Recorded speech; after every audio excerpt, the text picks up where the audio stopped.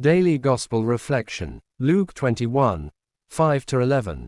Tuesday of the 34th week A. November 28, 2023.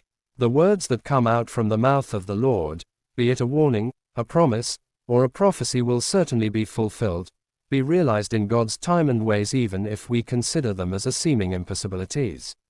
This is how credible and trustworthy the words of God. This is how reliable, dependable God in His words, promises and His prophecies. In today's Gospel, Jesus prophesied the destruction of the Temple of Jerusalem, that there shall not be left one stone upon another, Luke 21, 6. Historians confirmed this with the following historical narratives. On August 15, AD 70, Titus ordered the wooden roofs and porches around the temple to be burned.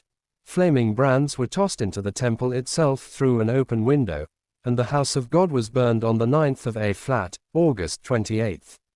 As the temple burned, frenzy gripped both attackers and defenders. Roman shock troops burst through, and Titus was able to dash into the temple just long enough for a brief look, then heat forced him out. His soldiers continued burning whatever could be kindled, and killing all they could reach, whether combatants, women, or children. Many Jews flung themselves into the fire and perished with their temple. Others, hiding in corners, were burned to death as Roman torches set new fires. Galbraith, Ogden, and Skinner, Jerusalem, the Eternal City, 215. Weeks later, now as soon as the army had no more people to slay or to plunder, because there remained none to be the objects of their fury, Caesar, Titus, gave orders that they should now demolish the entire city and temple, and when they were done, the wall, around Jerusalem and presumably the temple, was so thoroughly laid even with the ground by those that dug it up to the foundation, that there was left nothing to make those that came thither believe it had ever been inhabited. Josephus, Wars of the Jews, 7:1-1. Again and again, God throughout the Bible calls us to faith in His words, promises and prophecies. Unbelief, doubt, and denial will lead us to humiliation, misery, deprivations, destruction and death, like what happened to the Jews when the city of Jerusalem fell and its temple obliterated and abandoned.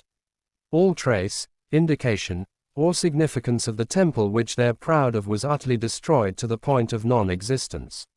Why do we have to believe what God says or warns? The Catechism of the Catholic Church, paragraph number 156 explains, what moves us to believe is not the fact that revealed truths appear as true and intelligible in the light of our natural reason.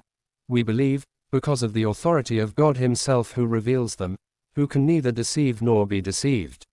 Man does not live by bread alone, but by every word that comes from God.